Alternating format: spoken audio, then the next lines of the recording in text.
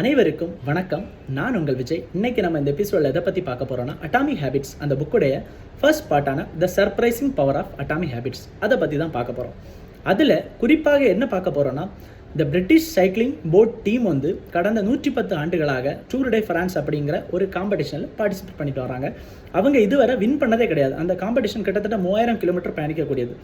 அதனால் என்ன பண்ணுறாங்கன்னா, 2003ஆம் ஆண்டு புதிய ஒரு டைரக்டரை நியமிக்கணும்னு டேவ் பிரெயில்ஃபோர்ட் அவங்கள நியமிக்கிறாங்க. அவரை நியமித்த அப்புறம் அவர் என்ன பண்ணுறாருன்னா, நிறைய ஸ்பான்சர்ஷிப் கேட்குறாரு. நிறைய கம்பெனிகள்கிட்ட உங்களுடைய கியர் மெட்டீரியல்லாம் கொடுங்க அப்படின்னு கேட்குறாரு.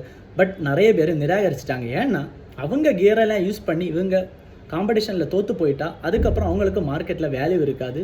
அதனால் அவங்க யாரும் கொடுக்கல.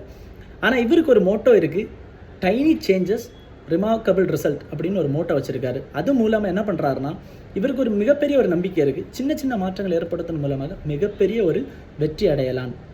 அப்போ இவர் என்ன பண்ணுறாரு, சைக்கிளை ஃபஸ்ட்டு பார்க்குறாரு. அதே சேம் சைக்கிளிங் ஆப்ரேட்டர்ஸ் தான் இருக்காங்க. இவர் என்ன பண்ணுறாரு, அந்த சீட்டை சேஞ்ச் பண்ணுறாரு, அவங்களுக்கு ரொம்ப கம்ஃபர்டபுளாக இருக்கிற மாதிரி. அதுக்கப்புறம் அந்த ஹெல்மெட்ஸ் எல்லாம் சேஞ்ச் பண்ணுறாரு.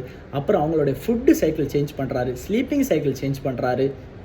அதுக்கப்புறம் சின்ன சின்ன இப்போ நிறைய நேரம் கண்டினியூஸாக சைக்கிள் ஓட்டிகிட்டு இருக்கனால அவங்க மசில் எல்லாம் ரொம்ப இதாகும், ஹார்டாகும். அந்த மசில் சீக்கிரமே ரெக்கவரி ஆகுக்கு நிறைய விதமான ஜெல்களை அவங்களோட ரிசர்ச் டீம் வச்சு இது பண்ணுறாரு. அப்புறம் டாக்டர்ஸ் நிறைய டீமுக்குள்ளே கொண்டு வராரு. எப்படி தூங்கணும், எவ்வளோ நேரம் தூங்கணும், எந்த மாதிரி பில்லோ எல்லாம் யூஸ் பண்ணணும், அப்போ எவ்வளோ சீக்கிரம் அவங்க ரெக்கவரி ஆகுங்க பாடி, இதெல்லாம் நிறைய ரிசர்ச் பண்ணி சின்ன சின்ன மாற்றங்கள், சின்ன சின்ன துறையில் மாற்றங்கள் ஏற்படுத்தி 2008ஆம் ஆண்டு நடந்த பெய்ஜிங் ஒலிம்பிக்கில் அவங்க மிகப்பெரிய ஒரு வெற்றி அடைகிறாங்க. நிறைய பதக்கங்களை குவிக்கிறாங்க.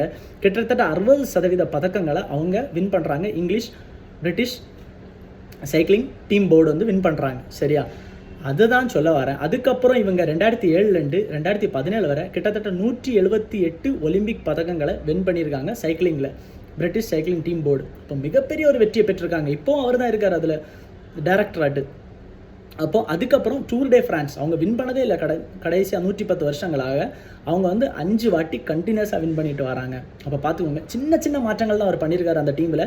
அது மிகப்பெரிய ஒரு வெற்றிக்கு வழிவகுத்திருக்கு. நாமளும் அப்படி தான் நம்ம வாழ்க்கையில் என்ன பண்ணிகிட்டு இருந்தாலும் சரி, நாம் ஒரு படிப்புக்காக, ஒரு என்ட்ரன்ஸ் எக்ஸாமுக்காக நாங்கள் ப்ரிப்பேர் பண்ணிகிட்டு இருந்தால் சரி, இல்லை ஒரு வேலை வாய்ப்புக்காக எதாக இருந்தாலும் சரி, நாமளும் நல்ல முயற்சியான எந்த துறையாக இருந்தாலும் சரி சின்ன சின்ன மாற்றங்களை ஏற்படுத்த நம்ம பண்ணிகிட்டே இருப்போம். கண்டிப்பாக ஹார்ட் ஒர்க் பண்ணாமல் இருக்க மாட்டோம், பண்ணிகிட்டு இருப்போம். பட் அதில் சின்ன சின்ன மாற்றங்களை ஏற்படுத்தி நாமளும் வாழ்க்கையில் மிகப்பெரிய ஒரு வெற்றி அடையலாம்.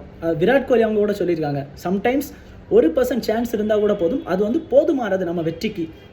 அது மாதிரி நீங்களும் வாழ்க்கையில் வெற்றி பெற வாழ்த்துக்கள். நாளைக்கு இன்னொரு கான்செப்டில் பார்க்கலாம். நன்றி, வணக்கம்.